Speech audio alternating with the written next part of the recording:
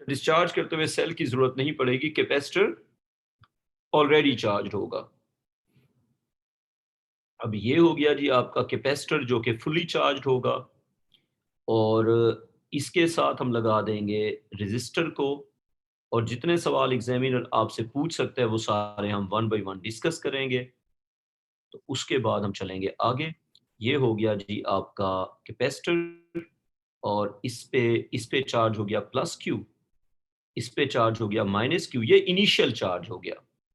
ये क्या हो गया? अच्छा आसान, एक काम करते हैं, प्लस क्यू की जगह अगर ज्यादा बेहतर वर्ड्स में 0 सेकंड की बात की जाए तो वाई नॉट हम इसको प्लस क्यू नॉट कह दें और इसको माइनस क्यू नॉट कह दें। आसान, Q not is the initial charge, और जो इस पे वोल्टेज है उसको मैं अभी वी सी कहता हूं इन जनरल, और ये रजिस्टर हो गया, और रजिस्टर की वोल्टेज हो गई वी आर। महर ये बताओ, वी आर और वी सी का आपस में क्या रिलेशन होगा? महर बताओ जरा, वी सी और वी आर का महर बेटा कोई आपस में रिलेशन होगा या नहीं होगा? इस सर्किट को देख के क्या लग रहा है? इक्वल होंगे। हसान, वी सी और वी आर आपस में क्या होंगे? इक्वल होंगे। हाना खान बेटा, आपको ये बात समझ आ गई कि वी सी और वी आर आपस में इक्वल होंगे? जी सर। अच्छा हसान, अगर कोई बच्चा अपने ओरिजिनल नेम से नहीं आ रहा तो उसको एंटर बिल्कुल नहीं करना। अच्छा, अब पहली बात यह है कि हम ये लिखेंगे कि इनिशियली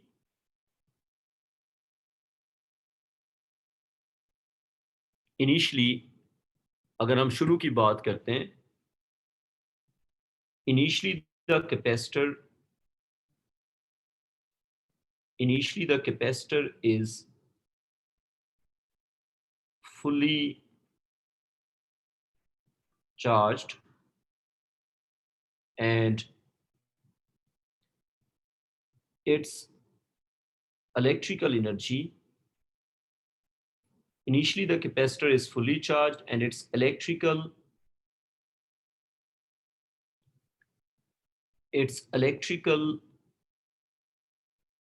energy, हाना खान बेटा, किस फॉर्म में कन्वर्ट होगी? रेजिस्टर एनर्जी को किस फॉर्म में कन्वर्ट करता है बेटा? Sir heat. जी बेटा, इज कन्वर्टेड वैसे हमेशा हीट में होगा या जनरली हीट में होगा?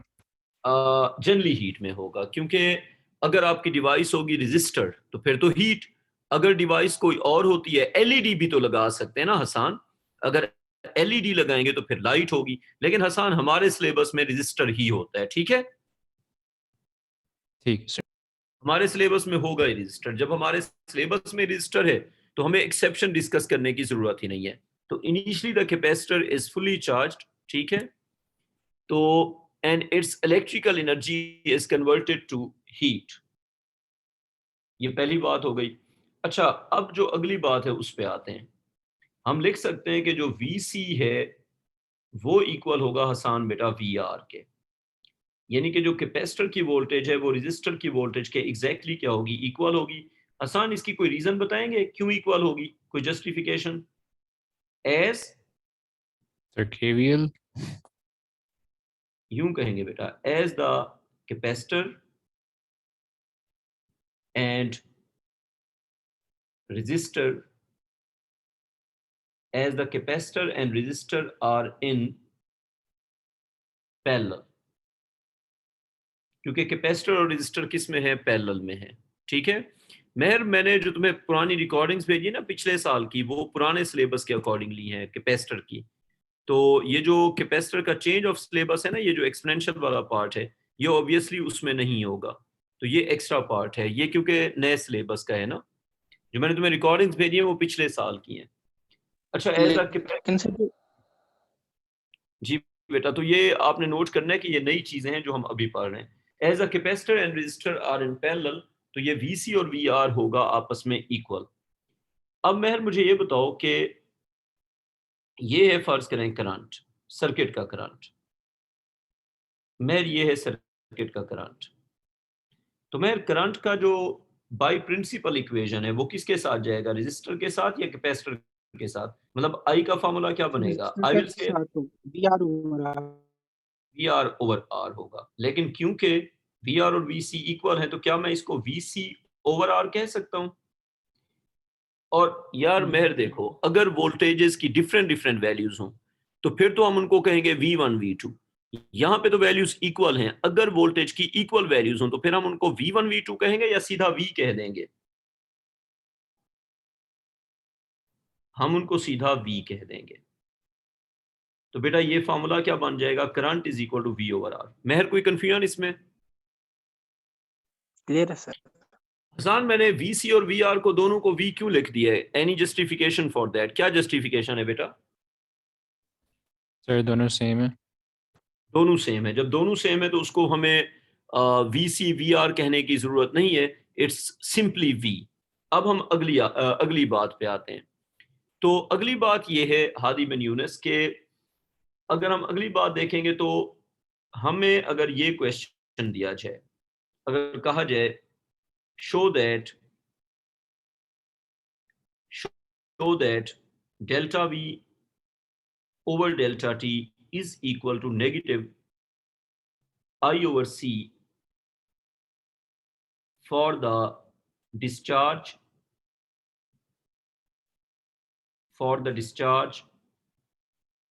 of a capacitor। हसान, मेरा आपसे एक सवाल है, इस फॉर्मूला में जो नेगेटिव साइन है उसकी क्या जस्टिफिकेशन है बेटा? Sir over time charge decrease करेगा तो करंट डिक्रीज करेगा। नहीं नहीं नहीं, this is not the justification. Sir कोई और वोल्टेज डिक्रीज करेगा। नहीं, हसान बात सुनो, मुझे ये बताओ, I over C is a positive number or a negative number? Positive. Yes, is a positive value। अच्छा, अब what about delta V over delta T? It's a positive value or a negative value? Negative. हाँ, ये justification है। Is a negative value that increases with time या that decreases with time? It increases with time. हाँ नहीं बेटा, decreases. that decreases with time। तो बेटा delta V over delta T जो है ये टाइम के साथ कम होगा। तो जब ये टाइम के साथ कम होगा तो नहीं, एक मिनट, ये मैंने थोड़ा सा खराब कर दिया है। इज अ नेगेटिव वैल्यू, और आगे पता है क्या लिखना है? As we decreases with time. ये मैं नेगेटिव साइन को जस्टिफाई कर रहा हूं। अब बात यह है कि जब हम किसी पॉजिटिव और नेगेटिव वैल्यू को इक्वेट करते हैं तो इक्वेशन में हमें नेगेटिव साइन किसी एक साइड पे लगाना पड़ता है। तो आसान, जब हम एक पॉजिटिव नंबर को और एक नेगेटिव नंबर को इक्वेट करते हैं न्यूमेरिकली, अगर इक्वल भी हो, तो ये देखो delta V over delta T a negative value, I over C a positive value. आसान, क्या एक पॉजिटिव और नेगेटिव नंबर को इस तरह हम इक्वेट कर सकते हैं? नहीं कर सकते हैं। साइंस को कैसे करना पड़ेगा? हाँ, बैलेंस करना पड़ेगा। उसके लिए हम लगा देंगे नेगेटिव साइन। अलीजा बेटा, आपको नेगेटिव साइन की रीजन समझ आ गई? साइंस को बैलेंस Yes. करने के लिए हमने लगा दिया नेगेटिव साइन। अब आगे आते हैं। अगर मैं आपसे पूछूं, यूं करते हैं, एट टाइम 0 सेकेंड। आसान, 0 सेकेंड पे हम कहेंगे कि एट टाइम 0 सेकेंड हम कहेंगे कि जी चार्ज Q नॉट था और वो इक्वल था C times voltage V not के। अच्छा, एट एनी टाइम से T सेकेंड्स। आसान, अगर टाइम को ले लेते हैं T seconds, what do you think उस पे क्या इक्वेशन बनेगी? एट टाइम T सेकेंड, तो बेटा उस पे बनेगा चार्ज Q हो जाएगा और वो इक्वल हो जाएगा C टाइम्स V के। अच्छा, और एक और बात, Q जो है वो लेस होगा Q नॉट से। क्यों? ड्यू टू, आसान फिल करो, ड्यू टू क्या लिखेंगे? Decreasing current. Due to discharge. Due to, आसान, करंट के डिक्रीज का इस चीज से तो कोई ताल्लुक नहीं है। देखो, करंट जो है वो चार्ज को बढ़ा भी सकता है और कम भी कर सकता है। मुझे एक बात बताओ, जब कैपेसिटर की चार्जिंग करते हैं उस वक्त करंट इंक्रीजिंग होता है या डिक्रीजिंग होता है? क्या कहोगे? डिक्रीजिंग। डिक्रीजिंग होता है। और चार्ज बढ़ता है या कम होता है? बढ़ता है। बढ़ता है। तो आपकी जस्टिफिकेशन गलत थी ना। आपने कहा कि चार्ज कम हो रहा है because of decrease of current. It's not. Awais, तुम A2 की क्लास ले रहे हो अभी। अवैस जहीर, तुम A1 में हो ना, तो तुम A2 की क्लास ले रहे हो। सर वो बेटा आपने कहा था कि अभी क्लास है, मैंने सोचा फिर अभी हो गया। मैसेज पूरा देखो, मैंने कहा था ठीक। अभी है 8:30। ओके, सही है सर। हाँ, ये तुम A2 की क्लास पढ़ रहे थे। ठीक है। अच्छा देखो जी, Q जो है वो Q नॉट से क्या होगा, कम होगा, तो क्योंकि डिस्चार्ज हो रहा है कैपेसिटर का। हसन, अब अगर मैं ये पूछूं कि मुझे ये बताओ चार्ज का जो चेंज है वो कितना आया, टाइम टी में चार्ज का चेंज कितना आ गया, तो बेटा अगर चार्ज का आपसे चेंज पूछा जाएगा हसन, तो आप क्या कहेंगे? चार्ज का चेंज होगा delta Q. Hasan, delta Q किसके इक्वल होगा बेटा? क्या मैं कह सकता हूँ डेल्टा क्यू होगा Q not minus Q? Agreed or not? Sir other way around नहीं होना चाहिए? नहीं, बिल्कुल नहीं। हाँ हाँ हाँ हाँ, यू आर राइट। यानी कि फाइनल माइनस इनिशियल पे तुम जा रहे हो ना, है ना? Yes sir. सही है, सही है, सही है, तुम सही कह रहे हो, बल्कि क्लास में ये तुमने कहा था और मैंने उल्टा किया था। हाँ सही है, क्योंकि फाइनल माइनस इनिशियल होता है। डेल्टा क्यू नेगेटिव होगा या पॉजिटिव होगा हसन? सर नेगेटिव हो जाएगा। Will be negative. अच्छा, अभी नेगेटिव पॉजिटिव उसके चक्कर में पड़े बगैर अभी आगे चलते हैं, और अगली बात ये बनेगी कि डेल्टा क्यू जो है वो इक्वल आ जाएगा, क्यू की जगह पुट कर देंगे सी वी, और क्यू नॉट की जगह पुट कर देंगे सी वी नॉट। तो ये बन जाएगा delta Q is equal to C times V minus V naught. तो ये फिर बन जाएगा delta Q is equal to C times delta V. क्या ख्याल है भाई आसान, ठीक है? Yes sir. अगर दोनों साइड्स को टी पे डिवाइड कर दें, जितना टाइम लगा डिस्चार्ज में, तो डेल्टा क्यू ओवर टी या क्यू ओवर टी क्या बन जाएगा, करंट, और ये इक्वल क्या आ जाएगा, C times delta V over delta. ठीक है मेहर, यहां तक कोई कंफ्यूजन है तो बताओ बेटा। सर हाँ मेहर बताओ। सर मेहर मुझे तुम्हारी आवाज नहीं आ रही, दोबारा बताओ। Should I explain it again, yes और नो? सर एक क्वेश्चन कर सकते हो? आसान कर सकते हो बिल्कुल। सर आप करंट के सिंबल स्मॉल आई यूज़ करें, इसके कोई स्पेसिफिक रीज़न है या फिर कैसी कर? वेरिएबल करंट को जनरली हम वेरिएबल क्वांटिटीज को, वैसे आसान तुम्हारे सिलेबस में ना, जो वेरिएबल होता है वो स्मॉलर लेटर होता है, और जो कांस्टेंट होता है वो बड़ा लेटर होता है। ये तुम्हारे सिलेबस में होता है, मतलब कन्वेंशन है कोई। अगर तुम बड़ा लेटर भी यूज कर लो मसला कोई नहीं है, लेकिन अगर तुम अपने सिलेबस में देखोगे ना, एक कांस्टेंट वैल्यू के लिए बड़ा लेटर होगा और वेरिएबल्स के लिए छोटा लेटर होगा। ये तुमने ऑब्जर्व किया भी होगा कुछ जगहों पे। ठीक है हाना खान बेटा, आप यहाँ तक कोई सवाल पूछना चाह रही हैं या आगे चलें? सर एक क्वेश्चन है, पूछे बेटा। तो करंट जो है वो चार्ज अपॉन टाइम होता है या change of charge upon time होता है? ये डेल्टा क्यू ना चार्ज है ना चेंज ऑफ चार्ज है, डेल्टा क्यू है चार्ज, चार्ज मूव्ड। डेल्टा फिर क्यू क्या आपने है बेटा? फाइनल माइनस इनिशियल क्यों किया, क्यू माइनस क्यू नॉट? आप मुझे खुद बताएं, जो चार्ज मूव कर गया है, फर्ज करें ये शुरू में था 100 कूलम, रह गया 80 कूलम, तो मूव कितना कर गया? 20। फिर आप खुद मुझे बताएं, चार्ज मूव्ड कैसे निकलेगा, initial charge minus final charge. तो डेल्टा क्यू जो है वो एक्चुअली चार्ज मूव्ड है ना, अब समझ आई बात? जी सर क्लियर। यानी कि ये है वो वाला चार्ज जो डिस्चार्ज हो गया, तो ये अमाउंट ऑफ डिस्चार्ज को शो कर रहा है। मेहर, यहाँ तक तुम्हारा कोई कंफ्यूजन है? नहीं सर क्लियर है। ठीक है। अच्छा बच्चों, अब हसान कोई कंफ्यूजन? नहीं सर। अच्छा हसान, अगर मैं सर डेल्टा ये इक्वेशन जनरली एवरेज करंट को बताएगी या फिर इंस्टेंटेनियस के लिए भी यूज़ कर सकते हैं? एवरेज को बताएगी, एवरेज को बताएगी, लेकिन एक बात और भी है, delta Q over delta T is average current. ठीक है, लेकिन हमने इसमें फिर एक और काम किया हुआ है ना, वो ये कि आप मुझे बताओ, if delta T is negligible, फिर क्या हो जाएगा बताओ हसान? Instantaneous value. बस ये बात है ना, तो हमने ये पूरी कैलकुलेशन निग्लिजिबल टाइम पे की हुई है। तो अगर मैं ये पूरी कैलकुलेशन निग्लिजिबल टाइम पे कर दूंगा, तो फिर आई क्या बन जाएगा, इंस्टेंटेनियस बन जाएगा या नहीं बन जाएगा? बन जाएगा। मैंने इंस्टेंटेनियस लिया हुआ है।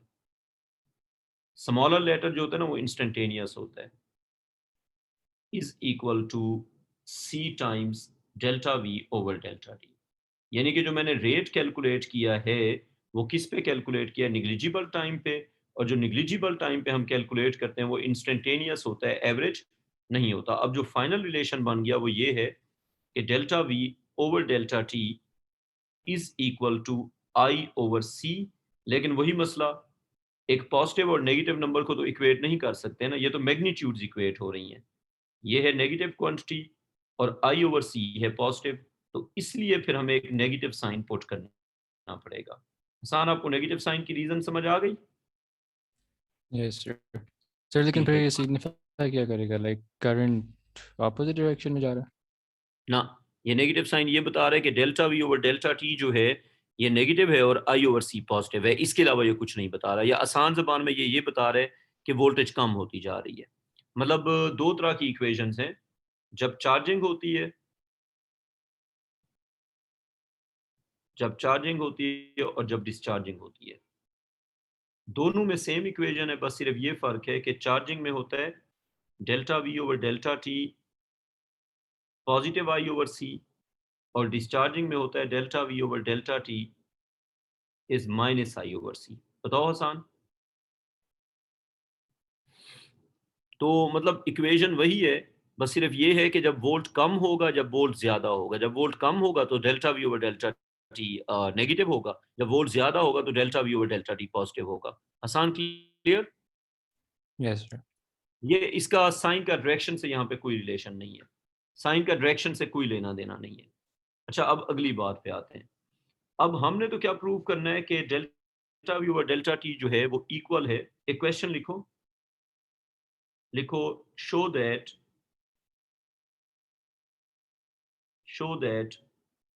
Delta V over delta T is equal to minus 1 over R C into V power 1।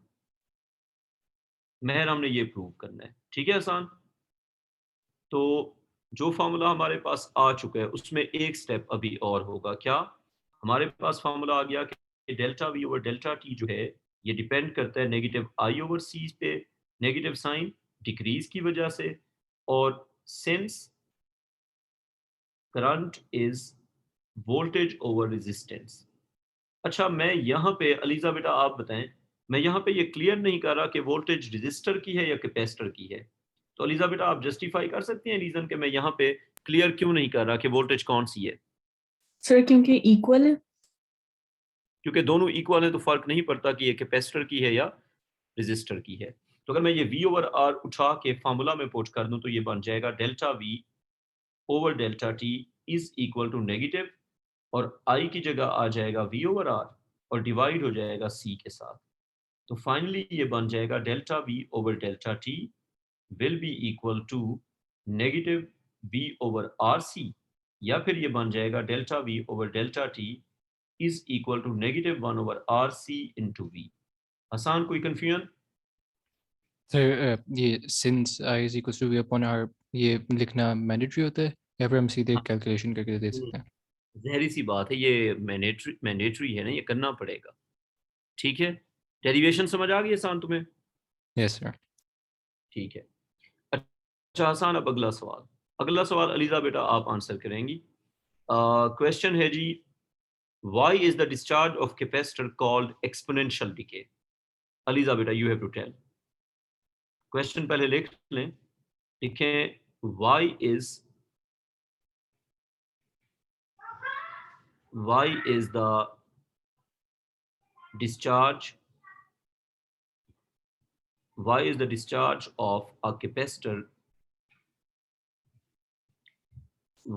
discharge of a capacitor called an exponential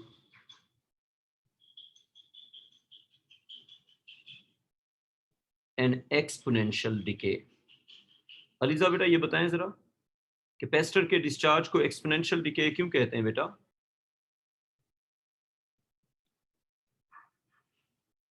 Hasan तुम बताओ, कैपेसिटर के Its decrease is directly proportional to the charge. ELISA बेटा जितने भी first order reaction होते हैं सब exponential decay होते हैं। अलीजा बेटा जितने भी फर्स्ट ऑर्डर रिएक्शन होते हैं, फर्स्ट ऑर्डर रिएक्शन क्या होता है? जहां पे रेट रिएक्टेंट की पावर 1 पे डिपेंड करता है। किसी भी रिएक्शन में अगर रेट डिपेंड करेगा रिएक्टेंट पावर 1 पे तो वो क्या होगा, एक्सपोनेंशियल होगा। तो बेसिकली पहले हम एक्सपोनेंशियल को जनरली डिफाइन करते हैं। Exponential decay, exponential decay of a quantity x। ठीक है जी, आसान। क्या लिखा हमने, exponential decay of a quantity x। तो बेटा किसी भी क्वांटिटी x का जो एक्सपोनेंशियल डिके है उसका क्या फार्मूला होगा, क्या इक्वेशन होगी। इसके लिए हम लिखेंगे कि a decrease of x। ELISA बेटा मैं x क्यों कह रहा हूं, क्योंकि मैं जनरली डिफाइन करना चाह रहा हूं। वोल्टेज करंट से बाहर निकल के दुनिया में कोई भी चीज जो एक्सपोनेंशियल डिके है उस सब पे ये अप्लाई करना चाह रहे हैं। तो हम लिखेंगे a decrease of x with time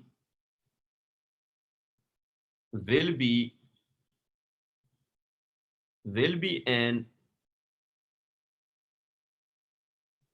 exponential decay।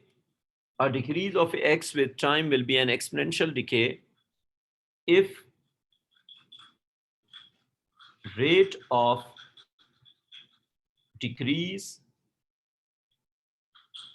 of x depends on the first power of x itself। ELISA बेटा ये स्टेटमेंट आपको समझ आ रहा है बेटा?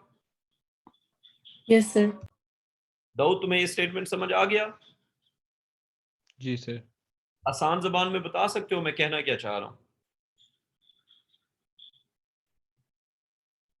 दाऊद आसान जबान में क्या कहना चाह रहा हूं मैं, बहुत आसान जबान में अगर कहा जाए मैं क्या कहना चाह रहा हूं? अब्दुल्ला राव यही चीज आसान जबान में बता सकते हो, easy to understand. Abdullah Rao ये जो मैंने लिखी है चीज ये आसान जबान में क्या है? हसान तुम बताओ आसान जबान में क्या बनेगा ये? सर क्वांटिटी का रेट ऑफ डिक्रीज अगर डायरेक्टली प्रोपोर्शनल हो first power of the quantity present at that moment तो वो एक्सपोनेंशियल डिक्रीज होती है। तो आसान जबान में ये कह सकते हैं कि अगर क्वांटिटी आधी हो जाएगी तो रेट भी आधा हो जाएगा, क्वांटिटी 1/3 हो जाएगी तो रेट भी 1/3 हो जाएगा, अमाउंट 1/4 हो जाएगी तो रेट भी 1/4 हो जाएगा। मतलब जो रेट ऑफ ड्रॉप है वो अमाउंट डिपेंडेंट है, अमाउंट आधी रेट ऑफ ड्रॉप आधा, अमाउंट 1/3 रेट ऑफ ड्रॉप 1/3, तो अमाउंट के साथ उसका रेट ऑफ ड्रॉप चलेगा। अगर हम इसको मैथमेटिकली रिप्रेजेंट करना चाहेंगे तो वो यूं है कि if delta x over delta t has a direct proportion with negative x power 1, then decrease of x is an exponential decay। Abdullah Rao आप यहां तक कोई सवाल पूछना चाह रहे हैं या आपको समझ आ गई बेटा? अब्दुल्ला राव यहां तक क्लियर है बेटा? अच्छा अब अगली बात पे आ जाएं। सर जी बेटा बताएं। सर आप फर्स्ट ऑर्डर रिएक्शन को थोड़ा और एक्सप्लेन कर सकते हैं? जी बेटा फर्स्ट ऑर्डर रिएक्शन होता है जिसमें रेट रिएक्टेंट की पावर 1 पे डिपेंड करता है। कहीं पे भी अगर जो रेट है वो रिएक्टेंट की पावर 1 पे डिपेंड करे उसको कहते हैं फर्स्ट ऑर्डर रिएक्शन। तो दुनिया में जितने भी चीजें हैं जिनका रेट उनकी अपनी रिएक्टेंट की अमाउंट 1 पावर पे डिपेंड करता है उसको हम कहते हैं फर्स्ट ऑर्डर रिएक्शन, और वो सब के सब एक्सपोनेंशियल होते हैं। और हर एक्सपोनेंशियल की दो फॉर्म्स होती हैं। मैथमेटिकली अगर देखा जाए तो एक्सपोनेंशियल की दो फॉर्म्स होती हैं। तो लिखे mathematically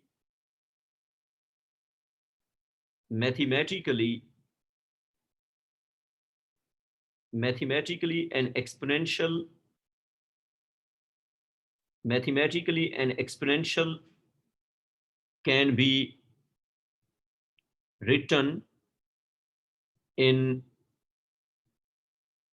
rate form or exponential form? तो सर बेटा जी बेटा आप बताएं। सर इसमें एक रिएक्टेंट होना नेसेसरी है या दो रिएक्टेंट्स हो तो तभी ये इस पे अप्लाई करेगा? बेटा जितने मर्जी रिएक्टेंट हूं ये अप्लाई करेगा, ज्यादा रिएक्टेंट भी हूं।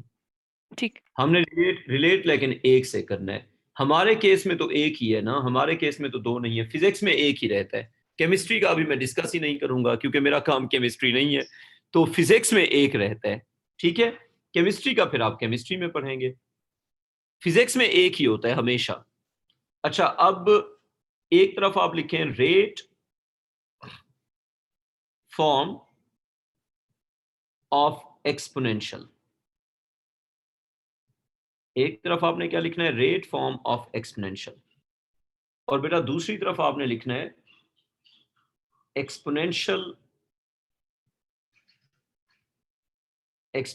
Form of exponential. जो लोग मैथ्स पढ़ते हैं उनके लिए मैं बता दूं कि ये डिफरेंशियल इक्वेशंस का कॉन्सेप्ट है जिसकी डेरिवेशन हमारे सिलेबस में नहीं है, तो हम करेंगे भी नहीं। हम सीधा सीधा बस फार्मूला लिखना सीखेंगे। बेटा पहले हम बात करेंगे जनरली। अगर कभी ऐसा हो जाए कि आपके पास generally for x is a random variable, x is something, it could be voltage, current, कुछ भी हो सकता है। तो x can be current, voltage or anything that changes exponentially। तो रेट फॉर्म जो होगी वो होगी delta x over delta t, यानी कि rate of change of x, और वो इक्वल होगा माइनस कांस्टेंट और x की पावर 1। अच्छा, अब इसकी एक्सपोनेंशियल फॉर्म क्या होगी? बेटा इसकी एक्सपोनेंशियल फॉर्म होगी, पहली चीज हमने देखा जी वेरिएबल है x, तो हम x को डिवाइड करेंगे x नॉट के साथ।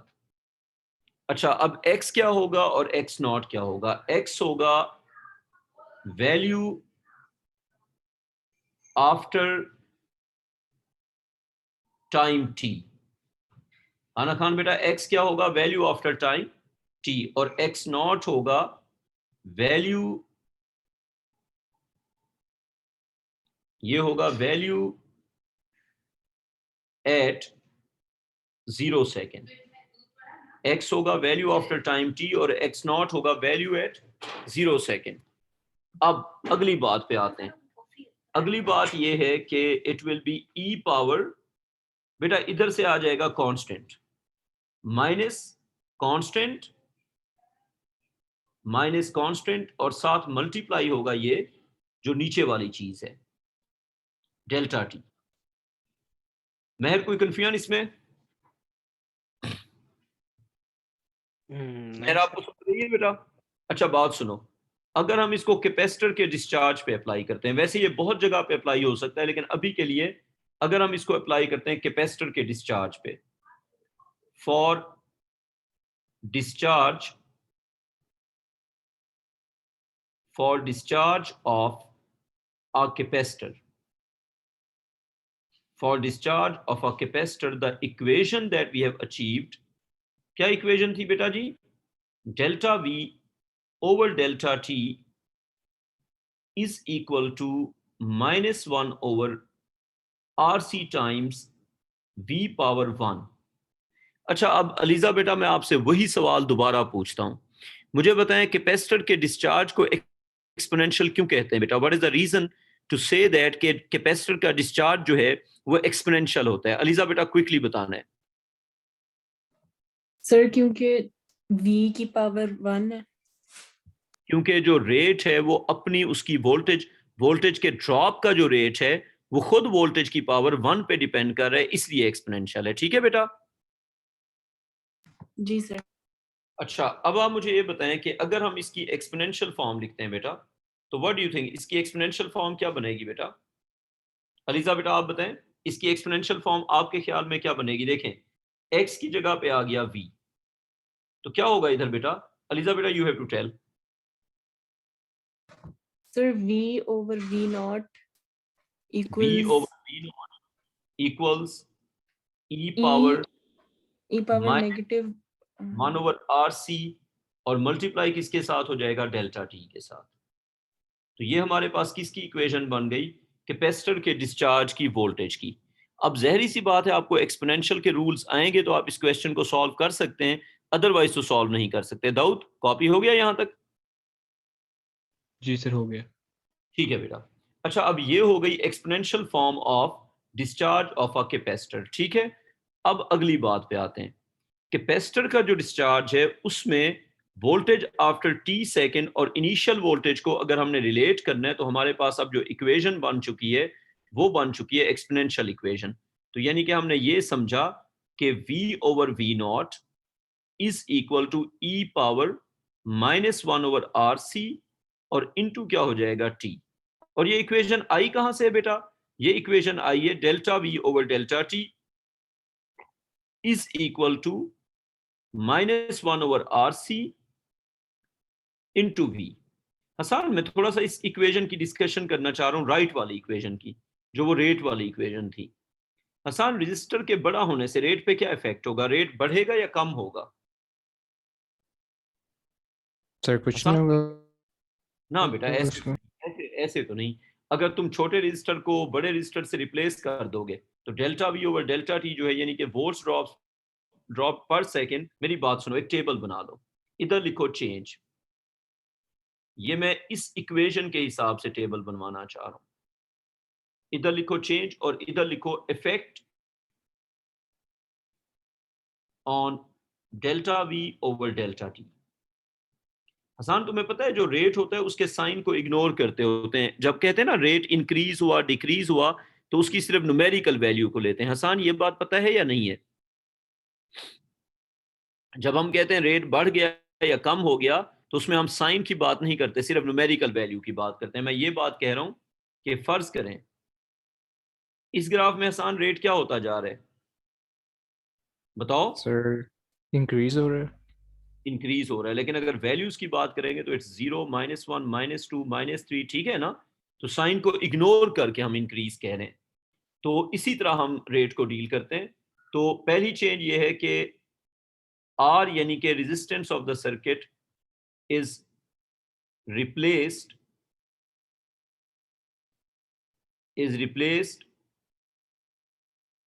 with a bigger R। ELISA बेटा, अगर हम रजिस्टर को बड़ा कर देते हैं, यानी कि जो पहले रजिस्टर लगा हुआ था उसको उतार के उसकी जगह बड़ा रजिस्टर लगा दिया, आसान जबान में, we were discharging a capacitor through a small value resistor, we replaced that with a high value resistor। तो अलीजा बेटा, what do you think, what will happen? Sir rate को डिक्रीज होना चाहिए। और उसकी वजह अगर मैं आपसे पूछूं तो कैन वी से दैट कि इससे करंट कम हो जाएगा, agreed or not? Yes sir. तो हम कहेंगे delta V over delta T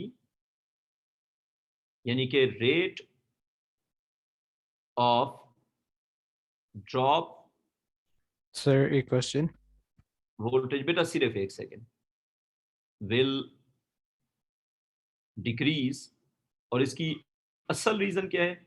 as current, बेटा रेजिस्टेंस के बढ़ने से करंट कम हो जाएगा ना, एज करंट विल डिक्रीज। हाँ बेटा, अपना सवाल पूछो। सर लेकिन रेजिस्टेंस के बढ़ने से across the resistor potential difference increase नहीं हो जाएगा? ना, नहीं होगा। वो इसलिए हसान आप हमें ये बताएं कि अगर फर्ज करो हम आपको एक आइडियल सेल दे दें 10 वोल्ट का और इसके साथ आपने रजिस्टर लगा दिया 10 ओम का, फिर आपने कहा नहीं यार मुझे 10 ओम का रजिस्टर नहीं पसंद, मैं इसकी जगह 1000 ओम का रजिस्टर लगाता हूं। अगर सेल आइडियल है तो क्या कोई फर्क पड़ेगा, बताओ? वोल्ट कितने रहेंगे? 10 वोल्ट्स। 10 वोल्ट। और अभी भी 10 वोल्ट। तो बेटा मुझे एक बात बताओ, capacitor will behave as an ideal cell and you have a resistor with that. तो बेटा अगर कैपेसिटर पे 10 वोल्ट हैं तो क्या आर की वैल्यू वोल्ट को चेंज कर सकती है, बताओ? नहीं। तो इररिस्पेक्टिव ऑफ आर वोल्ट तो 10 रहेगा। हाँ, करंट जो है वो होगा 10 वोल्ट डिवाइडेड बाय आर। आसान बेटा, कोई कंफ्यूजन अब? नहीं सर। देखो वोल्ट तो उतने आएंगे जो तुमने कैपेसिटर यूज किया हुआ है। कैपेसिटर पे अगर 10 वोल्ट है तो रजिस्टर पे 10 वोल्ट आ जाएंगे, लेकिन अगर रजिस्टर बड़ी वैल्यू का होगा तो करंट छोटा हो जाएगा, और करंट के छोटा होने से डिस्चार्ज स्लो हो जाएगा। हादी बेटा आपको समझ आ गई? हादी बिन यूनिस यहां तक? अच्छा अब अगली बात पे आ जाओ। If V is a higher value, आना खान बेटा अगर V की बड़ी वैल्यू है तो डिस्चार्ज फास्ट होगा या स्लो होगा? क्या कहती हैं बेटा? सर फास्ट होना चाहिए। और उसकी जस्टिफिकेशन आप क्या देंगी? जहरी सी बात है करंट ज्यादा होगा, क्योंकि V/R है ना हसन। जब V बड़ा होगा तो बड़ा करंट, V छोटा होगा तो छोटा करंट। तो जब वोल्ट बड़े होते हैं उस वक्त करंट के बड़ा होने से फास्ट डिस्चार्ज होता है। हसन अंडरस्टैंडेबल है ये बात? Yes, sir. तो delta V over delta T will be high, और रीजन क्या बताएंगे? बिकॉज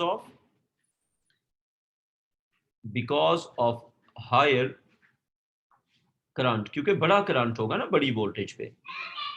अच्छा इफ C इज हायर, तो बेटा C के बड़ा होने से महर क्या कहते हो? C जितना बड़ा होगा रेट बड़ा होगा या छोटा होगा? इक्वेशन क्या कह रही है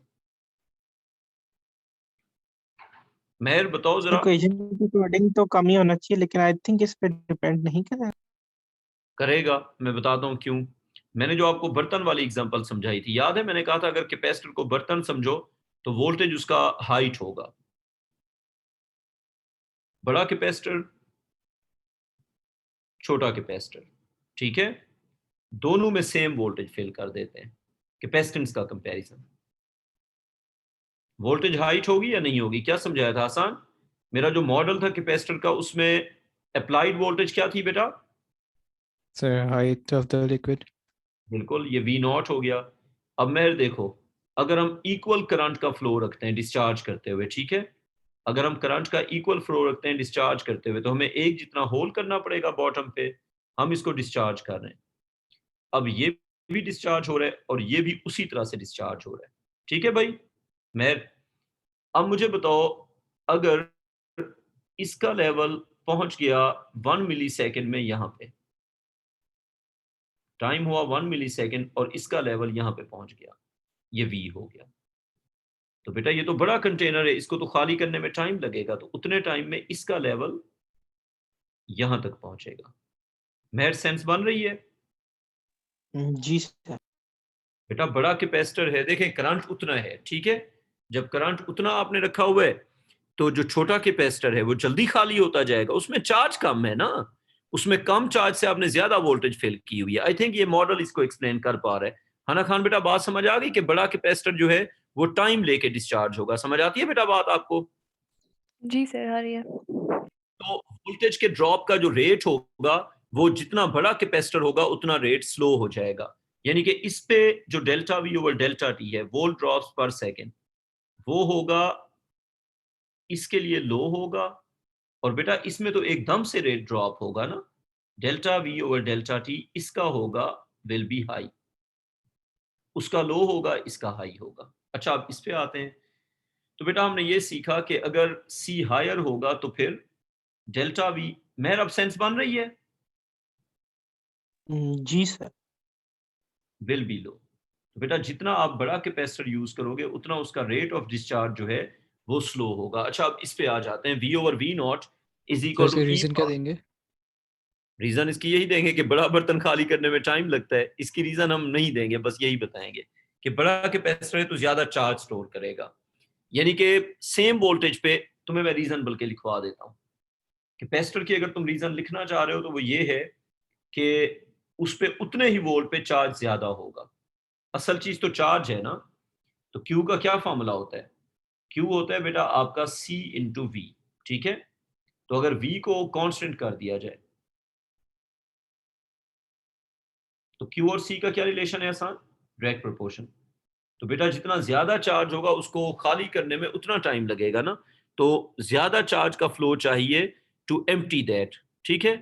हसन बात समझ आ गई? Yes, sir. तो बात यह है कि उसको एम्प्टी करने के लिए आपको ज्यादा चार्ज का फ्लो डिवेल्प करना पड़ेगा। खैर ये सारी बातें हो गई यहां तक।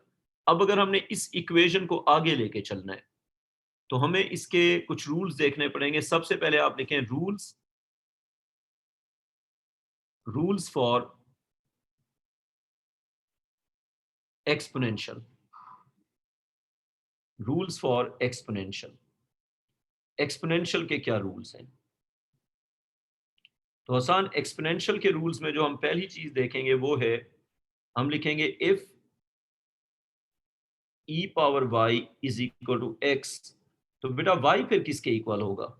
हाँ जी आसान, क्या कहते हो? जब e को रिमूव 7x करेंगे तो क्या लगा देगा? हाँ बेटा ये लग जाएगा ln ऑफ x। और ln और e क्या होता है? लिखो फॉर अ कैलकुलेटर।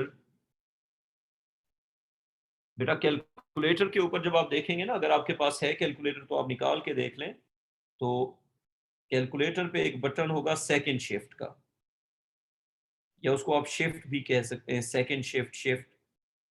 ये शिफ्ट का एक बटन होगा और फिर नीचे से होगा,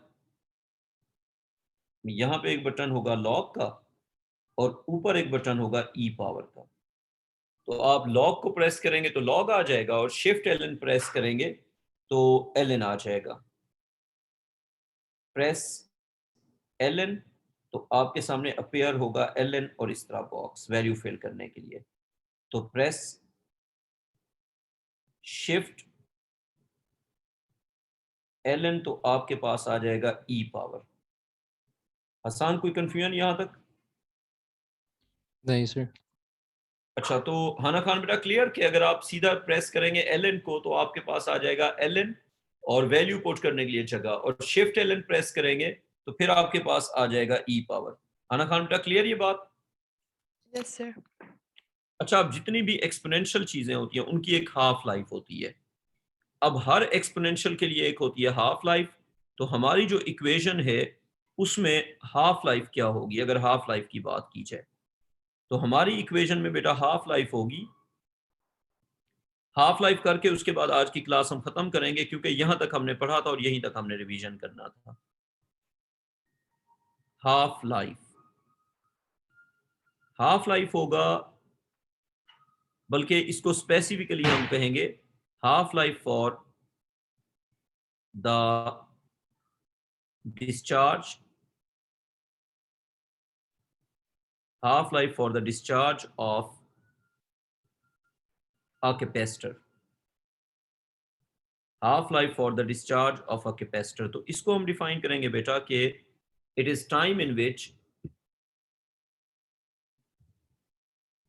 it is time in which the voltage on a capacitor, the voltage on a capacitor becomes half of its initial value।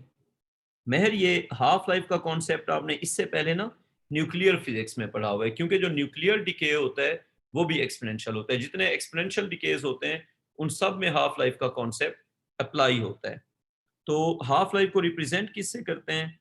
तो हम लिखेंगे half life is represented by capital T subscript 1/2। अच्छा, हम अब इसको यूं लेके चल सकते हैं कि फर्ज करें इधर हम लिखते हैं टाइम और इधर हम लिखते हैं वोल्टेज, टाइम और वोल्टेज। आसान 0 सेकंड पे जो वोल्टेज होती है ना, आसान 0 सेकंड पे जो वोल्टेज होती है उसको हम कहते हैं वी नॉट।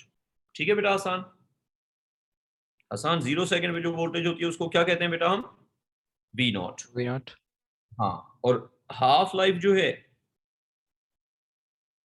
उसके बाद जो वोल्टेज हो जाएगी वो इक्वल हो जाएगी बेटा V0/2 के। आसान, इसमें कोई कंफ्यूजन बेटा? नहीं सर। आना खान बेटा, आपको अब समझ आ गई कि हाफ लाइफ क्या होती है बेटा? जी सर आ रही है। जी बेटा, तो आप लोगों ने अब मुझे एक प्रूफ करके देना है। वो प्रूफ ये है कि आपके पेपर में ये आता होता है और ये बहुत कॉमन है। ये एक्सपोनेंशियल से रिलेटेड प्रूफ आपके पेपर में डिफरेंट जगहों पे, न्यूक्लियर में, एक्सरेज में, अल्ट्रासाउंड में, बहुत सारी जगहों पे ये प्रूफ आ चुका है। वो ये कहेंगे कि show that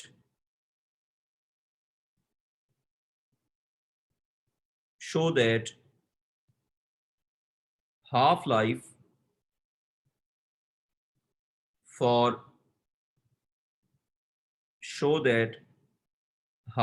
for discharge of a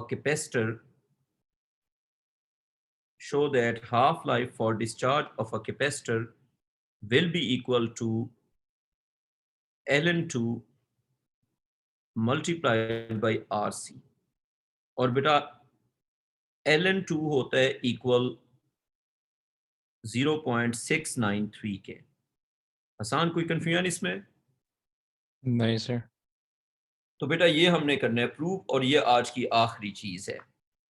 तो हसान अब ये इस तरह बन जाएगा कि हमारे पास जो इक्वेशन है ना वो है v is equal to v naught, v over v naught is equal to e power minus t over R C. तो बेटा हम इसको यूं भी लिख सकते हैं कि v is equal to v naught e power minus t over R C. अब हम यूं कहते हैं if the time is equal to half life, then जो v है वो इक्वल हो जाएगा v नॉट के आधे के। तो इसका मतलब ये हुआ कि अगर हम v की जगह पे पुट कर दें v नॉट बाई 2, तो ये इक्वल होगा v naught times e power minus t over R C के। तो हसान v नॉट और v नॉट हो जाएगा कैंसल। हसान बेटा पीछे क्या रह गया? 1/2 e power negative t upon RC। जी बेटा पीछे रह जाएगा 1/2 is equal to e power minus t over R C. तो अगर हम दोनों तरफ अगर हम e को रिमूव करेंगे तो क्या लग जाएगा? Natural log of 1/2 is equal to, देखो ये हो गया, अब e रिमूव हो जाएगा ना, क्योंकि e को रिमूव करेंगे तभी नेचुरल लॉग लगेगा। तो राइट साइड पे हो जाएगा minus T divided by R C. आसान, कोई कंफ्यूजन इसमें? नहीं सर। अच्छा हसान, अब मुझे ये बताओ कि अगर हम 1/2 को सिंप्लीफाई करें और 2 को ऊपर ले जाएं तो क्या बन जाएगा बेटा? 1/2 Negative ln2। बेटा 1/2 can be written as 2 power minus 1। और एक रूल ये भी होता है कि अगर लॉग हो और उसकी पावर में कुछ हो तो पावर बिकम्स, मेहर बताओ लॉग की पावर में कुछ हो तो क्या हो जाता है? पेपर 5 पढ़ा है मेहर? जी सर। तो आपने ये सीखा हुआ है कि लॉग की पावर में अगर कुछ हो तो वो कोएफिशिएंट बन जाता है। पढ़ा हुआ है या नहीं पढ़ा हुआ? पढ़ा हुआ है। तो ये बन जाता है फिर n times natural log of x। तो अगर यही रूल हम अप्लाई करते हैं यहाँ पे तो ये बन जाएगा first of all ln 2 power minus 1 is equal to minus T over R C.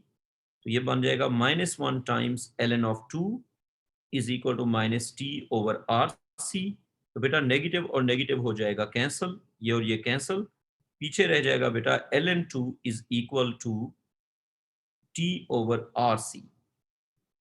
तो बेटा टी या हाफ लाइफ जो है, टी जो कि ऑब्वियसली हाफ लाइफ था, क्योंकि टी हाफ लाइफ होगा तो वोल्टेज आधी होगी, वो इक्वल आ जाएगा ln2 मल्टीप्लाइड विद RC। तो half life of discharge of a capacitor is 0.693 of resistance multiplied by capacitance। आसान, कोई कंफ्यूजन इसमें? नहीं सर। आसान सर? क्लास में इसी जगह पे थे ना। आई थिंक सब बच्चों के साथ मैं क्लासेस में डिस्चार्ज का जो कैपेसिटेंस का डिस्चार्ज और एक्सपोनेंशियल नेचर है वही कर रहा था। मेहर आई थिंक तुम्हारी क्लास में हम इससे काफी पीछे थे, है ना? जी सर। चलो आई थिंक अभी हमें यहाँ तक, क्योंकि वीकेंड पे सिर्फ हमने जो क्लास में पढ़ा था उसी का मेन रिवीजन करना था, तो इट्स इनफ। तो यहाँ तक हम अभी रोक देंगे और फिर अभी हम नेक्स्ट वीक में जो वीक डेज होंगे उसमें शाम में मैग्नेटिज्म ही कंटिन्यू करेंगे। कैपेसिटर का मुझे लगा था कि थोड़ा सा मैं आपको रिवाइज करवा दूं ताकि आपका हाथ बैठ जाए, जो कि आई थिंक अब बैठ गया होगा। हना खान बेटा आप हैं? जी बेटा। तो ये जो राइट साइड पे आपने पूरा लिखा है, या दोबारा से समझा सकते हैं आप? बिल्कुल दोबारा से समझा सकता हूँ। यू टेक बायो है ना? जी सर। ये कॉमन है, कोई बात नहीं, बायो वाले बच्चों के लिए ये हो जाता है थोड़ा सा मुश्किल। बेटा बात ये है, अच्छा लेफ्ट वाला सारा समझ आ गया, लेफ्ट पे जो कुछ हुआ है? जी सर, वो क्लियर है। देखें आपके पास क्या बन गया, 1/2 is equal to E power minus T over R C. बात यह है कि जब एक साइड से हम ई को रिमूव करते हैं तो बेटा दूसरी साइड पे नेचुरल लॉग लगता है। Natural log of 1/2 is equal to minus T over R C. बेटा 1/2 को हम लिख सकते हैं 2 पावर -1, तो बन जाएगा natural log of 2 power -1 is equal to minus T over R C. बेटा पावर जो है वो बन जाएगी कोएफिशिएंट, ये बन जाएगा minus ln of 2 is equal to minus T over R C. तो अब बताएं बेटा हना खान, कोई कंफ्यूजन है यहाँ तक? नहीं सर, समझ आ गया। नेगेटिव नेगेटिव कट गया, पीछे रह जाएगा T over R C is equal to natural log of 2। तो बेटा टी जो है वो बन जाएगा ln2 times ln2 multiplied with R C. तो टी हो जाएगा हाफ लाइफ, ln2 हो जाएगा 0.693 और मल्टीप्लाई हो जाएगा आर सी के साथ। ओके हना खान बेटा? सर हमेशा जो एक्सपोनेंशियल है वो लॉग बन जाता है? जी बेटा, जब भी एक्सपोनेंशियल को आप रिमूव करते हैं वो लॉग बनता है, और जब लॉग को रिमूव करते हैं तो एक्सपोनेंशियल बनता है। आपने पेपर 5 की नहीं ली हुई अभी तक? जी सर। पेपर 5 की क्लासें नहीं ली हुई स्कूल में? No sir. लेनी नहीं चाहिए? सर एग्जाम्पशंस नहीं लेनी होंगी? बेटा अगर कैम्ब्रिज ने फरवरी में जाके कहा कि नहीं नहीं दे रहे, फिर नहीं सर, वो एक अपडेट आई थी ना कि जो इस साल एग्जाम्पशंस है अगर वो वो कंटिन्यू ईमेल होंगे। दोबारा आ गई, फर्ज करें अगर ईमेल दोबारा आ गई, कैम्ब्रिज ने कहा नहीं दे रहे, फिर सर फिर बात सुने, मैं अगर अक्टूबर हालात, नवंबर में लूंगी। एक बात तो सुने ना, अगर हालात बेहतर हो गए और कैम्ब्रिज ने कल्टी मार दी, कैम्ब्रिज का तो कोई ट्रस्ट नहीं है, तो पेपर 5 आपको प्रिपेयर तो होना चाहिए। अच्छा देखें, natural log of y is equal to x, तो y बन जाएगा, कैम्ब्रिज वाले एक और भी गलत काम करते हैं, वो मैं आपको बता देता हूँ। पेपर 5 में एग्जाम्पशन दे दी उन्होंने, वो पेपर 5 के पूरे कॉन्सेप्ट उठा के पेपर 4 में डाल देंगे, तो उनके पास ये मार्जिन है, तो इसलिए आपको पेपर 5 फिर भी प्रिपेयर करना चाहिए। 1-2 सालों में ना, पुराने सालों में पेपर 5 का कुछ पार्ट पेपर 4 में आया हुआ है, मतलब वो उसके कॉन्सेप्ट उठा के पेपर 4 में कभी कभार देते होते हैं। तो पेपर 4 आप एग्जाम्पशन लें या करें, लेकिन आपको प्रैक्टिस लाजमी करना चाहिए। अच्छा वाई क्योंकि रिलेटेड है पेपर 4 के साथ, ln y is equal to x, तो y जो है वो बन जाएगा फिर e का पावर x, ये होता है। और अगर आपके पास हो सर तो जब भी रिमूव करते हैं तो दूसरी साइड पे वो चीज़ आती है। बेटा, तो y जो है वो फिर बन जाएगा ln x। तो आप ये देखेंगे जब आप e रिमूव करेंगे तो ln लगेगा, और ln रिमूव करेंगे तो e लगेगा। एक साइड से जो रिमूव करेंगे दूसरी साइड पे दूसरा लगेगा। ठीक है बेटा? ठीक है सर, सही है। चलो बच्चों, टेक केयर, खुदा हाफिज। सर एक जनरल क्वेश्चन कर सकता हूँ? हाँ हसन, बिल्कुल कर सकते हो। सर न्यूक्लियाई की हाफ लाइफ डिटरमिन करने के लिए हमने ज्योमेट्रिक डिस्ट्रीब्यूशन लगाई थी, लाइक हर एक्सपोनेंशियल डिस्ट्रीब्यूशन में ज्योमेट्रिक अप्लाई होगी? वो अभी जब तुम न्यूक्लियर फिजिक्स पढ़ोगे ना ए लेवल में, तो उसकी इस तरह की इक्वेशंस आ जाएंगी। तो लाइक वो हर एक्सपोनेंशियल उस पे अप्लाई बिल्कुल होता है? बिल्कुल अप्लाई, हाँ हाँ हाँ हाँ हाँ हाँ, तुम सही कह रहे हो। तुम ये मुझसे पूछना चाह रहे हो, आई थिंक तुमने कहा था n0/2 पावर n, यही बात थी ना? तो तुम यस। मुझसे क्या ये होगा v is equal to v0/2 power n, तो मैं कहूंगा यस होगा। ये सिर्फ न्यूक्लियर के लिए नहीं था, ये हर एक्सपोनेंशियल के लिए था। ठीक है? ठीक है सर। और सर आप पेपर 5 पढ़ाएंगे? अगर तुम लोग कहोगे तो मैं लाजमी पढ़ाऊंगा, लेकिन मैं तुम्हें अगर एग्जाम्पशन भी ली होगी तो इतना करा दूंगा कि अगर उसका कुछ आ जाए जो पेपर 4 में आता है वो मैं तुम्हें करवा दूं, सर मैं करवा एग्जाम्पशन दूंगा। नहीं ले रहा, हाँ तो मैं अगर करवाऊंगा, होगी भी तो। नहीं फिर करवाऊंगा करवाऊंगा करवाऊंगा, लेकिन स्कूल की क्लासें लाजमी लो। ठीक है ना? स्कूल की यस जो सर। पेपर 5 की क्लासेस हैं, यू शुड टेक देम। आखिर में मैं भी करवा दूंगा। तो चलो बच्चों, टेक केयर, खुदा हाफिज। अल्लाह हाफिज़ सर। ये ला। सर